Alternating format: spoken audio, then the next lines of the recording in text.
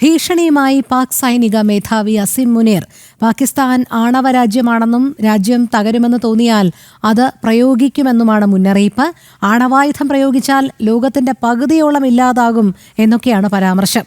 ഭാരതം അണക്കെട്ട് നിർമ്മിച്ചാൽ മിസൈലുകൾ ഉപയോഗിച്ച് തകർക്കുമെന്നും അസിം മുനീർ പറയുന്നു. കൂടുതൽ വിവരങ്ങളുമായി അശ്വതി സതീഷ് ചേരുന്നു. അശ്വതി, വീണ്ടും അസിം മുനീറിന്റെ ആണവായുധ ഭീഷണി വന്നിരിക്കുകയാണ്. ആദ്യത്തെ തവണ നടത്തിയത് നമുക്കെല്ലാവർക്കും അറിയാം. അതിനെ ഭാരതം ഏത് രീതിയിലാണ് അതിനോട് പ്രതികരിച്ചത് എന്നുള്ളതും വ്യക്തമാണ്.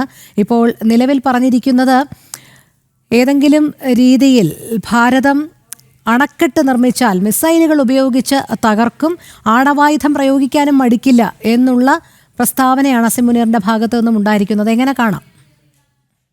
അതേ രോഹിണി, ഏറ്റവും പ്രധാനമായി പറയേണ്ടത് പാകിസ്ഥാൻ ഒരു ആണവ രാജ്യമാണെന്നാണ് ഇത്തവണ പറഞ്ഞിരിക്കുന്നത്. നേരത്തെ ആണവായുധം ഉണ്ടെന്നുള്ള ഭീഷണിയായിരുന്നെങ്കിൽ ഇത്തവണ ആണവ രാജ്യമാണ്.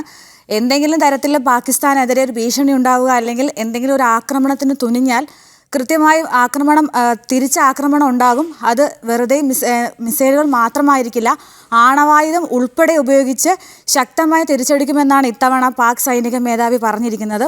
അമേരിക്കയിലാണ് സൈനിക മേധാവിയുടെ പ്രസ്താവന. അതോടൊപ്പം തന്നെ ഇന്ത്യക്ക് മാത്രമല്ല ഭീഷണി, ലോകത്തിന് തന്നെയാണ് ഭീഷണി നൽകിയിരിക്കുന്നത്.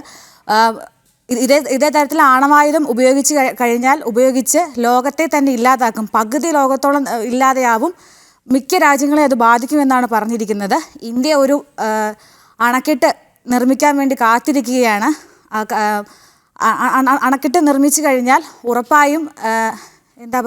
ഉറപ്പായും ആക്രമണം ഉണ്ടാകും, മിസൈൽ ഉപയോഗിച്ച് തകർക്കും എന്ന് തന്നെയാണ് പറയുന്നത്.